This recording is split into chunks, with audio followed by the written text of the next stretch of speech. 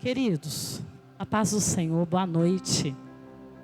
Que alegria, família, poder estar mais uma vez com vocês. Eu tomei posse dessa palavra que o pastor Rodrigo ministrou sobre as nossas vidas nessa hora. Tempo de provisão. Aqui na igreja muitas vezes nós falamos, de provisões inesperadas. E eu tenho tomado posse dessa verdade sobre a minha vida. Muitas vezes nós não sabemos de onde vai vir, mas nós sabemos que nós temos um Deus que faz milagres. Aleluia! Tome posse dessa palavra nessa noite. Querido, está tudo preparado aí na sua casa? Bíblia, pão, suco. Daqui a pouco nós vamos ter o nosso momento de ceia, nosso momento de comunhão. Mas é tempo de nós ouvirmos da palavra do Senhor, amém? A palavra que o Senhor tem para nós nessa noite é uma palavra muito especial. E o título dessa palavra é Tempo de Esperança. Está no livro de Provérbios, capítulo 23, versículo 18. Abra sua Bíblia comigo. Eu quero te desafiar nessa noite. Muitas vezes nós estamos em casa no momento do culto e a gente olha para a tela do computador, mas a Bíblia não está perto, mas a porta não está fechada, tem outras coisas nos roubando a atenção. Eu quero neste momento te convidar a ir para um lugar, de repente sua família não é cristã, então eu quero te convidar, vai para o seu quarto, abra a sua Bíblia, acompanhe os textos. Por quê? Porque quando você estiver lendo a palavra, essa palavra vai te preenchendo, enchendo o seu coração da presença de Deus, de esperança, de fé. A fé vem por ouvir a palavra de Deus, amém? Livro de Provérbios, versículo 23, capítulo 18, diz assim: certamente haverá bom futuro para você, e sua esperança não falhará. Queridos, nós temos vivido um tempo que esperança é uma moeda poderosa. Nós vivemos um tempo de extremo pessimismo. Eu estava comentando com uma pessoa essa semana que, vendo as pessoas conversarem, me lembra um pouco tempos de guerra. Na guerra, as pessoas elas sempre falam, porque quando acabar, porque quando passar. E de um certo modo, nós vivemos uma realidade parecida, onde o futuro é incerto e onde nós não sabemos o que vai acontecer amanhã. Se eu perguntasse para você nesse momento e te falasse, o que vai acontecer na sua vida daqui a um mês? No Brasil, no mundo?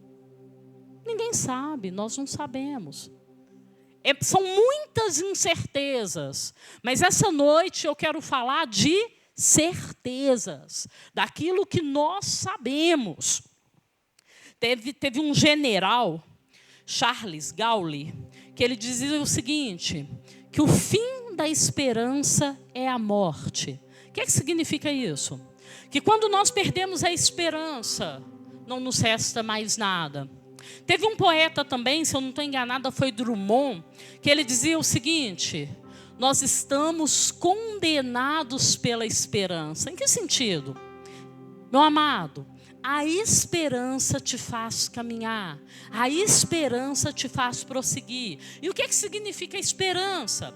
Esperança significa esperar em confiança. Nós estamos esperando milagres, amém? Nós estamos esperando intervenções de Deus no Brasil e no mundo.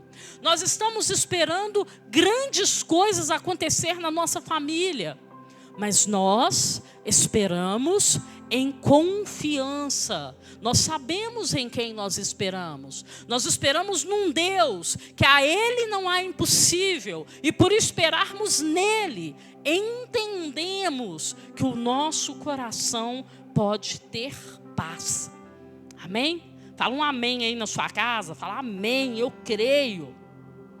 Temos vivido dias de notícias ruins, mas uma notícia ruim não pode determinar a história da sua vida. Um momento ruim não pode determinar toda a sua estrada.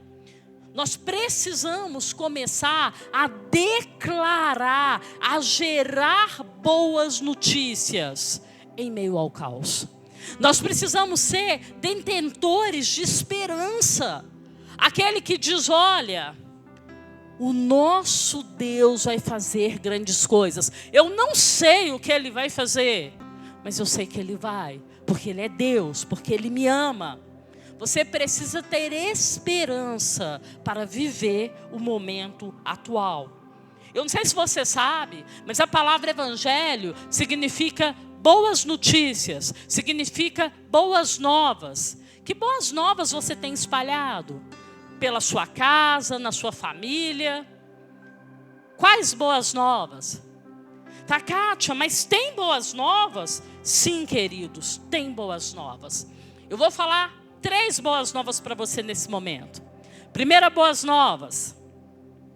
Tem vacina sendo desenvolvida. E era para sair 2021. Já estou sabendo, falou no jornal que vai ser para 2020 ainda. Glória a Deus. Isso é uma boa notícia. Outra boa notícia. Tem empresas crescendo e tem empresas contratando pessoas. Às vezes a gente só fala de desemprego, de pessoas que não estão conseguindo sobreviver, de gente que está desempregada. Mas grandes coisas têm acontecido, coisas boas. E nós precisamos estar atentos a elas e também falar para as pessoas dessas boas notícias. Vai passar. Não há mal que sempre dure. Vai passar. Em Romanos, capítulo 12, versículo 12, diz assim, Paulo está dizendo, alegre-se na esperança, sejam pacientes na tribulação e perseverem em oração. Queridos, tem 3 palavras aqui importantes nesse texto. Primeiro, alegre-se na esperança. Kátia, mas eu vou me alegrar em quê? Você vai se alegrar porque você não está sozinho. Não, mas eu estou sozinho aqui na minha casa. Você não está sozinho. O Senhor disse que jamais te abandonaria e Ele é contigo. Você vai se alegrar na esperança de que dias melhores virão. Você vai se alegrar em saber que você tem um Deus que luta as suas causas e Ele não te abandona. Se alegre na esperança, se alegre por aquilo que você espera. Segunda verdade que tem esse versículo, seja paciente. Precisamos aprender a ser pacientes. Muitas vezes nós nos angustiamos e nós queremos resolver as coisas com as nossas próprias mãos e a gente faz bobagem, faz besteira. Por quê? Porque não aprendemos a descansar em Deus. Sabe por que o texto fala? Seja paciente na tribulação. Porque se você esperar, a tempestade vai passar, o vento vai passar e você vai ver o sol brilhando de novo. Seja paciente. E a terceira e mais importante verdade, persevere em oração. Irmãos, muita gente nesse tempo que não tem tido culto presencial, nesse tempo de tanto caos, que as pessoas têm deixado de orar. A Bíblia nos fala para orar em todo o tempo, de forma incessante. Você precisa orar, você precisa colocar diante de Deus aquilo que angustia o seu coração. Perseverança, essa palavra tem a ver com continuidade. Você precisa não deixar de orar. Aí você fala, mas Kátia, eu não estou vendo nada. Persevere em oração, mesmo se você não estiver vendo. Kátia, eu joguei a rede e não veio peixe. Persevere em oração. Kátia, eu estava orando, fui mandado embora. Persevere em oração. Porque quando você ora, coisas sobrenaturais acontecem.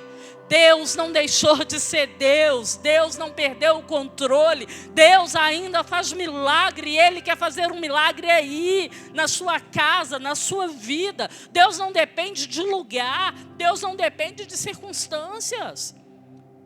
Você precisa entender essa verdade. Irmãos, nós sempre tivemos o privilégio de se reunir, de orar, de louvar. Mas existe uma igreja, a igreja perseguida, que há anos ela não pode ter um culto público. Que há anos eles oram escondidos. E lá continuam perseverantes. Então que esse tempo de distanciamento não seja a sua desculpa para sair da presença de Deus. Que esse tempo de distanciamento seja de distanciamento do outro, mas não seja distanciamento da presença do Senhor. Não se distancie da presença do Espírito Santo de Deus. Deus não mudou, Deus continua o mesmo. Deus está interessado, desejoso de compartilhar contigo cada momento da sua vida. Seja perseverante, continue caminhando, continue crescendo.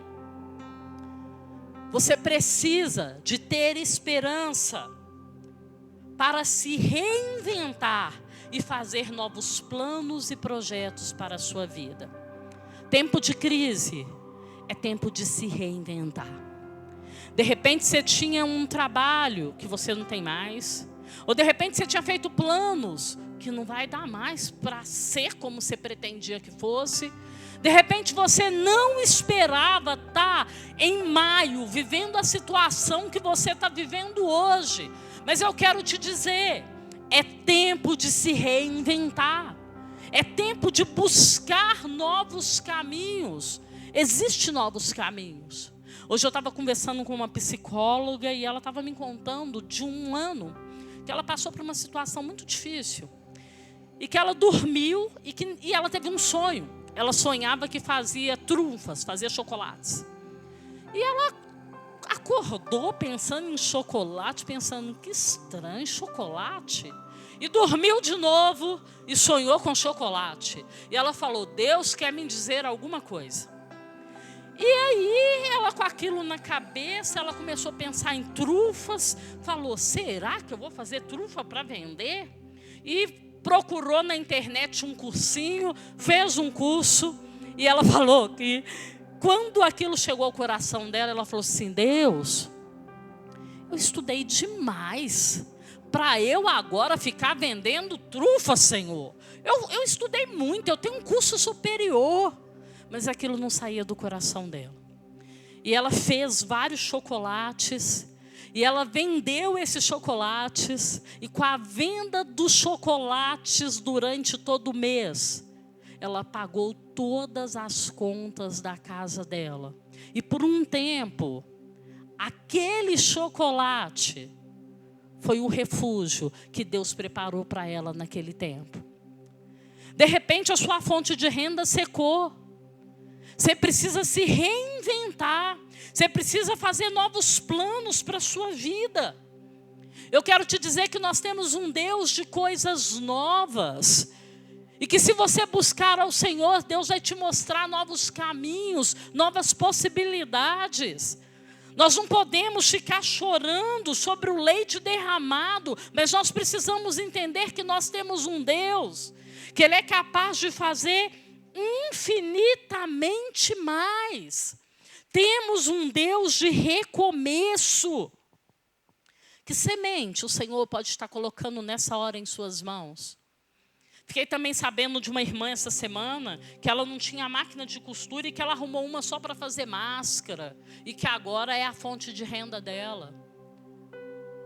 Que sementes Deus tem colocado em suas mãos para que você possa começar novos planos e novos projetos? No livro de Jó, capítulo 14, versículo 7, tem um texto que eu amo, que vocês devem conhecer, que diz assim: para a árvore há esperança. Se for cortada, brota de novo e torna a viver. Mesmo que as suas raízes envelheçam e seu tronco morra no chão, ainda assim Com cheiro de águas ela brotará e dará ramos como planta nova. Glória a Deus, aleluias. Esperança, querido. Mesmo a planta morta, cortada, quando a água chega a ela, ela começa a brotar de novo e começa a nascer ramos novos e ela começa a gerar uma vida nova. Por quê? Porque ela pode estar caída, ela pode estar no chão, mas ainda há vida nela. Ainda há vida em você. Quais os talentos que Deus te deu? Quais capacidades que você tem? Em que você pode se reinventar nesse tempo? Você precisa sonhar. Você precisa investir tempo, oração. E você precisa dar passos.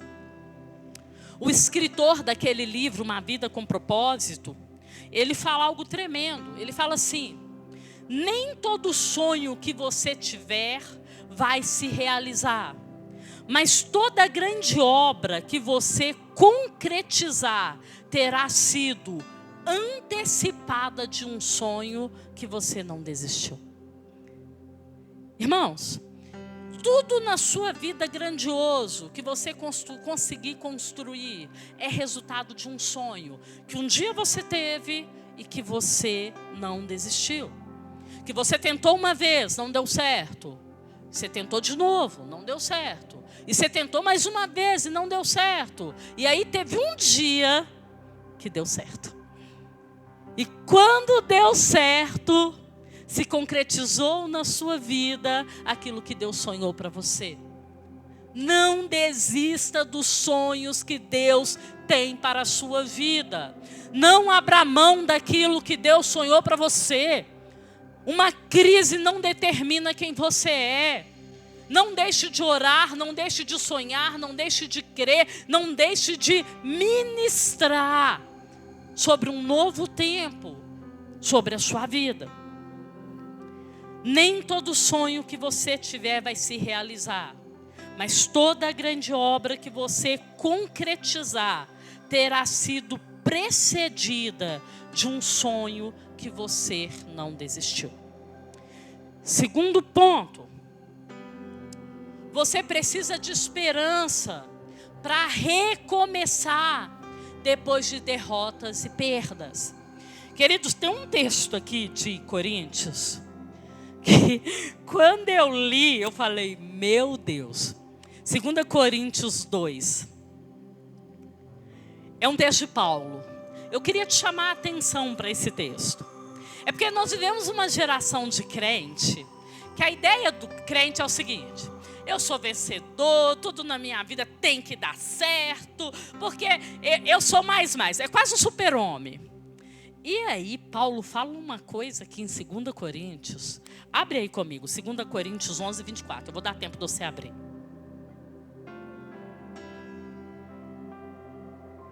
Diz assim: 5 vezes recebi dos judeus 39 açoites. 3 vezes fui golpeado com varas. 1 vez apedrejado. 3 vezes sofri naufrágio. Passei uma noite e um dia exposto à fúria do mar. Estive continuamente viajando de uma parte a outra. Enfrentei perigos nos rios, perigos de assaltantes, perigo dos meus compatriotas, perigo dos gentios, perigo na cidade, perigo no deserto, perigo no mar e perigo dos falsos irmãos. Acho que só perigo aqui deve ter umas 5 vezes. Trabalhei arduamente. Muitas vezes fiquei sem dormir. Passei fome e sede. E muitas vezes fiquei em jejum. Suportei frio e nudez. Meu amado, esse é Paulo. O Senhor falou que teríamos aflição. mas Ele falou que estaria conosco. O Senhor falou que passaríamos por dificuldade, mas Ele falou para que tivéssemos bom ânimo. A nossa esperança é entender que apesar de Paulo ter passado por circunstâncias tão difíceis, ele também passou por momentos gloriosos. Uma dificuldade não determinou a história de Paulo. Uma luta não determinou quem ele era. Eu estou falando de Paulo para você entender que na sua vida também vai ser assim. Pode não estar tão legal agora, mas olha, Deus preparou um amanhã para cada um de nós. Deus preparou um novo tempo. Deus preparou uma nova história. Deus tem milagres chegando na sua casa, em nome de Jesus. Nós somos filhos amados de Deus. E algumas circunstâncias são resultado do mundo que a gente vive. Nós estamos em um mundo que tem aflições. Às vezes nós passamos dificuldade, não é porque você está em pecado, mas porque você vive em meio a um mundo pecaminoso. Mas eu quero te dizer uma coisa. Deus tem um tempo novo para cada um de nós. E tudo isso vai passar. O autor Rick Warren, ele diz o seguinte: você não é um fracasso quando você perde. Você se torna um fracasso quando você desiste. Olha, estamos proibidos de desistir. Você está proibido de desistir. E eu vou te lembrar isso. Falar, você está proibido de desistir. Não está do jeito que você queria, não, mas você está proibido de desistir. Sua derrota temporal, ela pode se tornar um trampolim para novas conquistas. Tempo de crise é tempo de crescer. Ou pode se tornar uma sepultura para os seus sonhos. Vai depender das suas escolhas e das atitudes do seu coração. A escolha é sua. Essa crise, ela pode te enterrar de vez. Ou ela pode abrir portas de oportunidades que você nunca sonhou. Essa semana eu vi um fotógrafo, ele fez algo muito interessante, passou no jornal. Ele fez uma sessão de fotos com a boneca Barbie. Fez Barbie casando, Barbie grávida, tipo book. E isso foi um sucesso tão grande que pessoas fora do Brasil entraram em contato com ele e ele já está conseguindo outros trabalhos. E ele falou assim, esse moço, ele falou, olha, eu tinha depressão. E eu percebi que ficar sem trabalhar em casa estava gerando em mim mais depressão. Então eu fiquei pensando o que eu podia fazer. E aí ele falou assim, deu tão certo esse book das bonecas que eu já tenho encomendas. E eu acho que depois da crise vai ser uma outra área de trabalho que eu nunca imaginei. Pensa, querido. Crise é momento de crescimento. Você precisa entender isso. Porque senão você vai entrar para o seu quarto, vai se fechar dentro do quarto e não vai fazer mais nada. Terceiro ponto dessa noite. Você precisa de esperança para continuar crescendo. Querido, crescimento pessoal, crescimento emocional, crescimento espiritual e crescimento acadêmico. Eu quero te perguntar uma coisa, você não precisa responder, você só vai pensar. Nesse tempo, 60 dias aí de, mais ou menos, de isolamento. Vamos arredondar. Quais cursos você fez? Eu não sei se a igreja percebeu, mas nós liberamos na igreja mais de 50 cursos online, de faculdades reconhecidas. Depois, se você procura, se você não achar, me pede no privado, fala, Kátia, você falou de cursos online.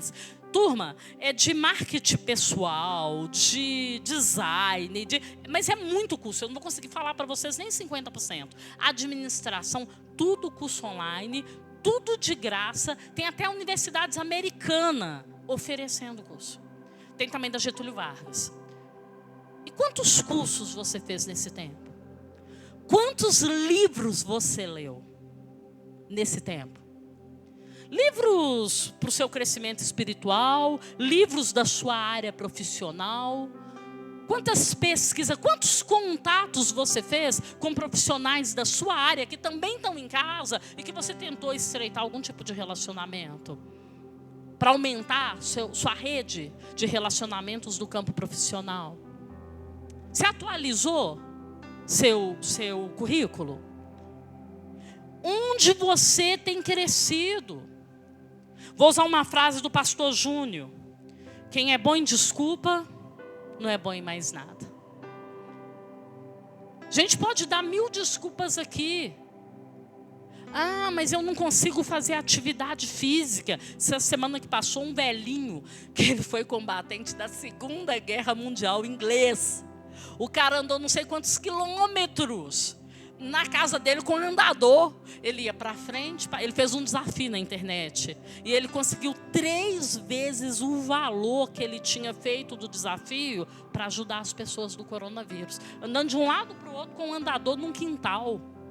Será que não dá para você fazer nenhuma atividade? Será que não dá para fazer nada? É tempo de crescer. O único crescimento que não é uma decisão é um crescimento físico. Todos os outros crescimentos são frutos de uma escolha pessoal. Eu vou ler de novo. O único crescimento que não é uma decisão é o crescimento físico.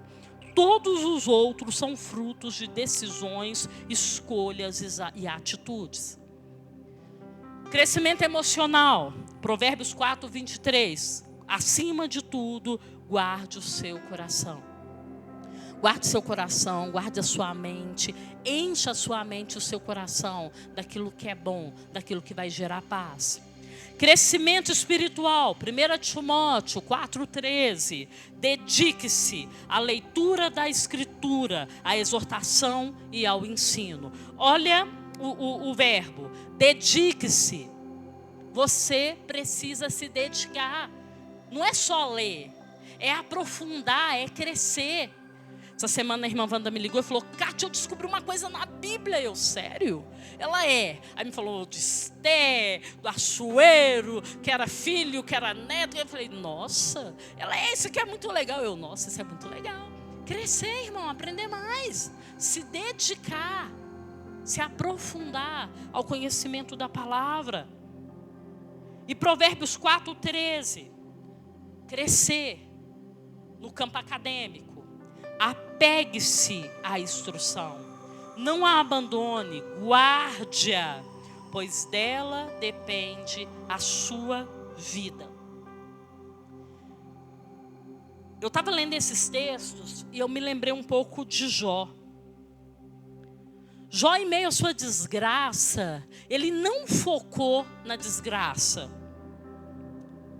mas ele focou em quem Deus era, no caráter de Deus, no amor de Deus por ele, no cuidado de Deus.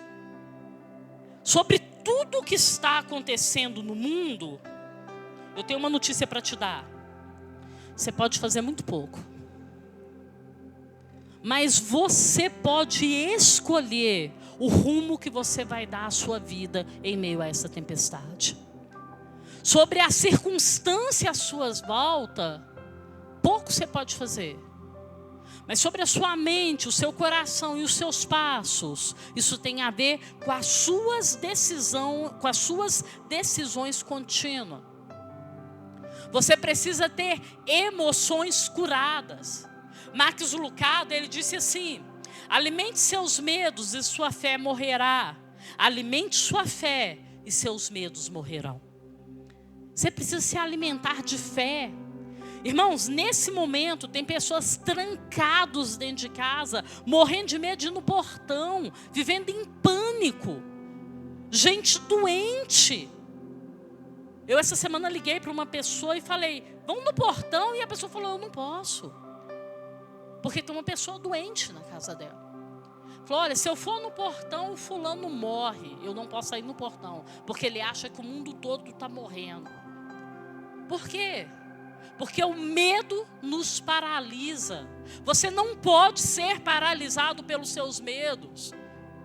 Olha, ninguém está dizendo aqui para você não ter cuidado, ninguém está dizendo aqui que você não precisa usar máscara, não precisa usar gel, não precisa se proteger e proteger quem você ama. Isso é necessário, isso é sábio.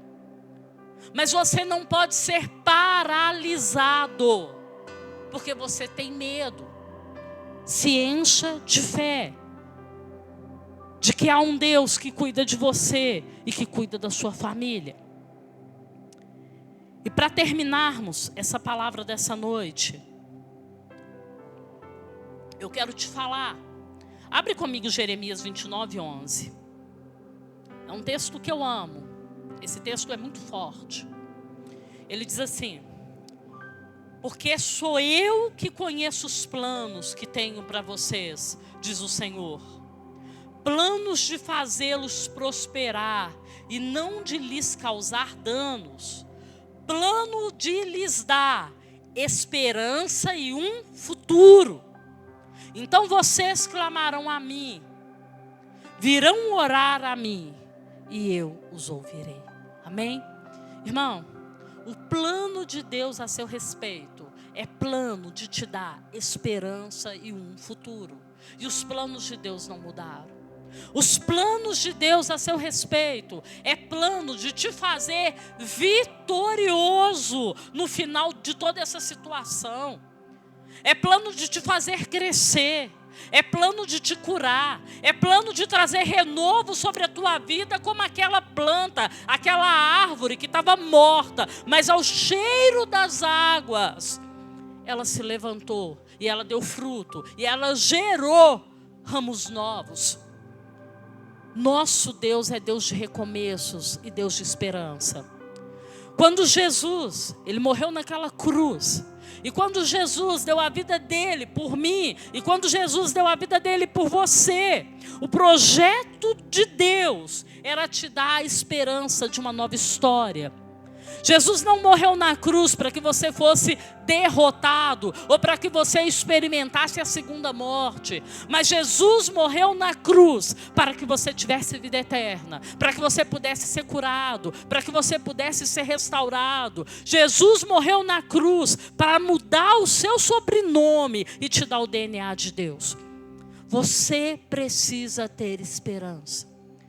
Quando Jesus, na cruz do Calvário, ele morreu, muitas daquelas pessoas pensou, acabou.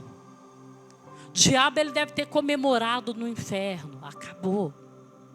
Porém, aquela foi a maior vitória do nosso Deus. Porque na cruz do Calvário, a morte foi vencida. Nossos pecados, eles foram perdoados. E ao terceiro dia, o nosso Deus se levantou como vencedor. Ele venceu, ele morreu, ele se entregou para que você tivesse uma nova história. Amém? Feche seus olhos onde você está. Nós vamos orar nesse momento. Seu coração estiver angustiado, se você estiver triste, se a semana que passou as coisas não tiverem acontecido da forma que você esperava, eu quero te convidar a colocar diante do Senhor aquilo que te angustia nesta hora. Senhor Deus, em nome de Jesus, nós queremos ter a nossa esperança renovada nessa noite. Deus, muitos esperam no governo, outros esperam no exército, outros esperam em homens e mulheres, chefes. Deus, nós esperamos no Senhor. Nós esperamos, Deus, nas tuas mãos poderosas e naquilo que o Senhor pode fazer. Senhor, que em nome de Jesus o teu Espírito possa entrar em cada casa, em cada família nesta hora. Toma os nossos vizinhos, Deus, debaixo da tua mão de poder. Cubra-nos com teu sangue, livra-nos de todo mal, livra-nos de todo vírus, livra-nos de toda doença, guarda os nossos familiares debaixo da tua mão de poder e em nome de Jesus, traz cura na nossa vida, traz cura no físico, traz cura no emocional, traz cura no espiritual. Deus, se nesse momento tem alguém fraco, Senhor, fortalece a vida dos seus filhos nessa hora. Senhor, se nesse momento tem alguém nos assistindo desanimado, que eles sejam vivificados pelo teu poder. Senhor, em nome de Jesus, traz cura, renovo, restauração e a esperança de um novo tempo. Senhor, em nome de Jesus, entregamos em tuas mãos nessa hora as nossas aflições, os nossos medos e as nossas dores. Deus, as nossas necessidades. Deus, a água, a luz, o gás, a compra. Senhor, faz milagres em nossas vidas nessa hora e supra as necessidades dos teus filhos. Em nome de Jesus. Amém.